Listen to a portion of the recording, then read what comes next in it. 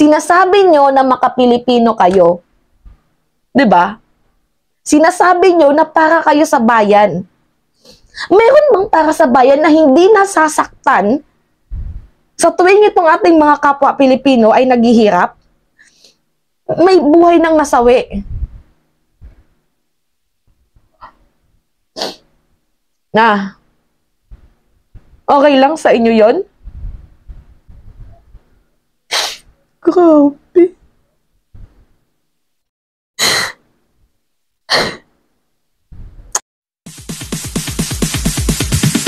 Sorry, it's DJ.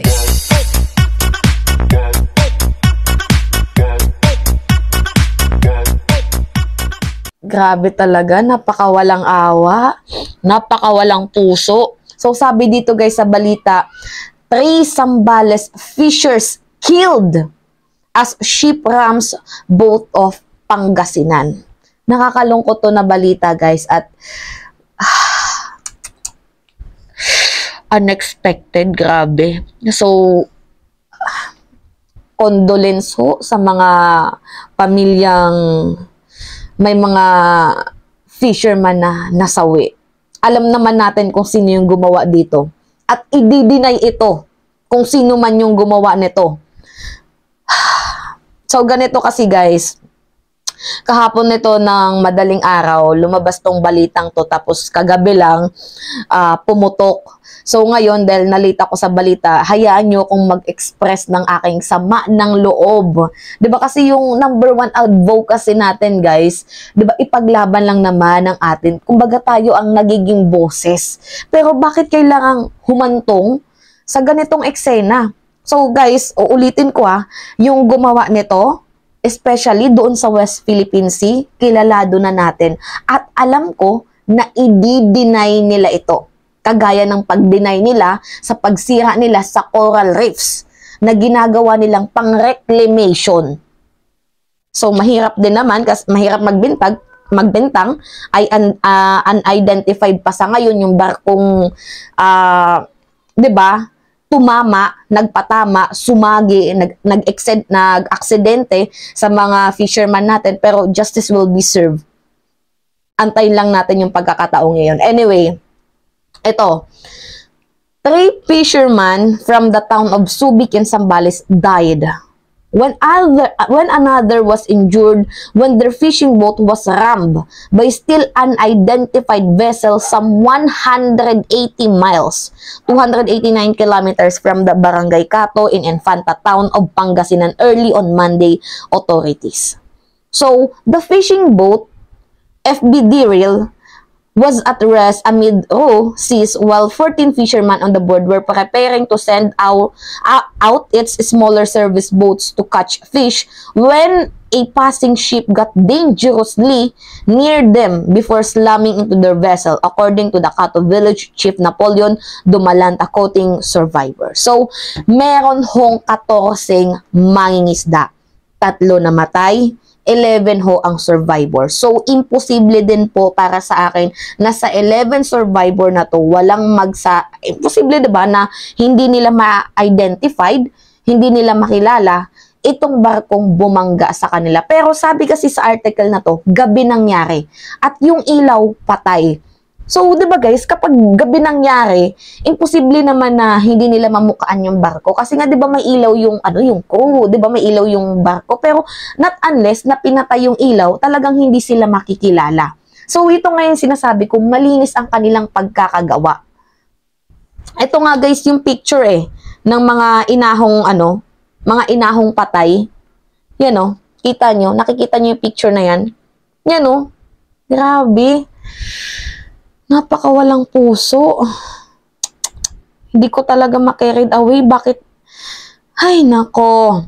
In a phone interview, Dumalanta said it was not immediately known if the ramming was intentional, but the vessel reportedly did not stop to help the fisherman. Alam nyo guys mayroon kasing batas sa karagatan na ikaw, 'di ba, sabihin na lang natin cruise ship, or di kaya yung 'di ba, yung ikaw yung mismong naglilid dyan sa bangka, sa barko na sinasakyan.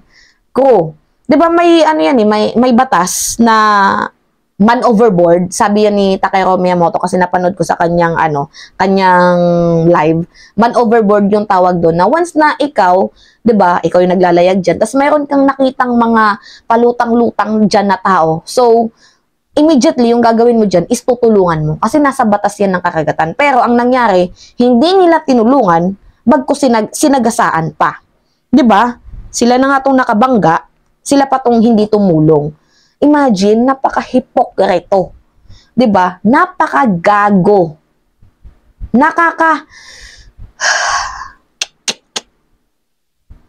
So, due to the impact, the boat was destroyed. Nasira ho yung barko. And the boat's skipper and owner, 'di ba? Yung owner ho, Dexter Laundensia, sustained severe injuries and dead. Yung may-ari ho ng barko ay namatay. So, 2 of Laundesia's 13 crew member identified as Benedicto, Olandrea, and Romeo Mexico also died, the village chief said. So, ito na nga, 'di ba? Kung yung Chinese nga, sinasabi nila na meron silang tinulungang mga Pilipinong fisherman. Pero hindi naman sinabi kung ano yung mga pangalan. Samantalang dito, ito guys, may pangalan na agad. 'Di ba? Another crew member, Mandian, was badly injured. Dumalanta said, nothing that the surviving fisherman did not see the ship's marking since it was still dark. Yun na nga, gabi. Gabi ho nangyari yung eksenang to. At hindi nila ma-identify kung anong barko yun, kung ano yung tumama sa kanila, kung ano yung nagsanhi sa kanila ng insidente. Dahil nga malinis yung pulido ho, yung kanilang pagkakagawa. Imagine, kahit alam naman natin na sila yung gumawa niyan, i-deny pa din nila yan. Kasi, di ba, sa reclamation nga na ginagawa nila, yung pagsira nila ng coral reefs, di ba? Dininaid nila. Yung pagwa-water cannon, dininaid din nila kahit may video na. Kahit yung floating barriers na tayo yung nagtanggal, dininaid nila kasi yung sabi nila, sila daw yung nagtanggal. Tingnan nyo, ang gagaspang ng ugali. Sana may aggressive na gawin din ng ating government dito, nakakapanggigil, nakakainit. 'Di ba? Kailangan gawan din to ng aggressive moves ng ating gobyerno. Ay, nako. The bodies of the fatalists were brought to the shore to Koto by their fellow fishermen using their service boats, locally called Pakura, according to Annabel Buenaventura, who has been financing the victims' fishing trips. So, si Annabel Buenaventura ho, yung financer ng trips na to, doon sa ano na yan, sa eksena. So, sabi pa dito, Buenaventura said the fisherman decided to bring the bodies of the victims to Koto since it was closer than Subic, adding that the bodies were already deteriorating. So, naagnas na. Since they were only using small motorboats, the fisherman reached the coastal village to Koto around 10 a.m. The following day, Buenaventura said, inquired by phone on Tuesday.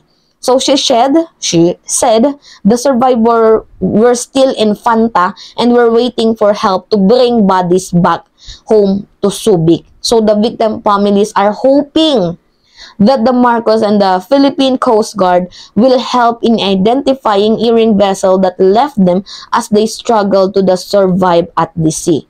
So ngayon guys, alam naman natin, pakita ko lang sa inyo yung picture na to, 'di ba? Yan ho, yan. Ulitin ko, yan ho yung mga nasawi. So kahit ho may identified itong mga barkong sumangga, gumawa ng aksidente dito sa ating mga Filipino fishermen, i-denied nila yan. Kasi gawain na nila yan. Kagaya dito, Chinese denies detaining Indian soldier after reports say 10 Fred. Diba? Dininied nila. Yung ating coral reefs nga, nasinira nila, dininied nila, tapos sinasabihan pa tayo ng political drama. 'Di ba? Kung yung floating barriers nga nakinat ng PCG ng Philippine Coast Guard. Tayo yung nagkat, tapos sinabi nila na sila daw, dininied nga nila na tayo yung nagkat, 'di ba? So, ano pa kaya yung susunod nilang gagawin? Talaga nga naman. Kakaloka.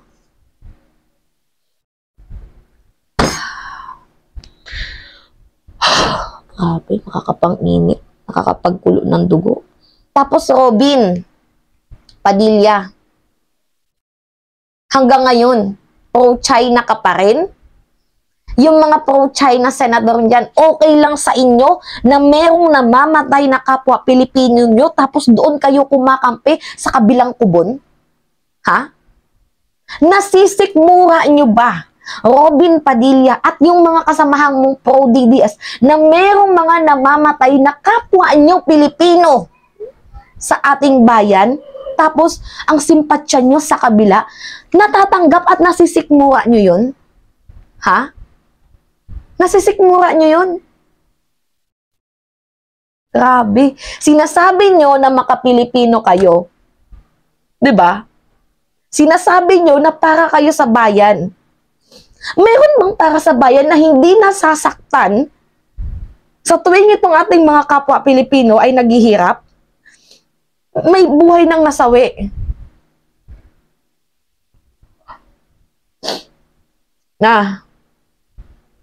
Okay lang sa inyo yon? Grabe kayo. Kayo na meron kayong katungkulan na dapat sana.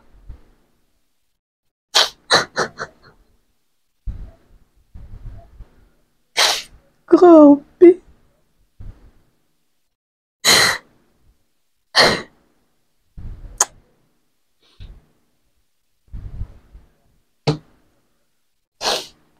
Grabe guys. Kasi, ano,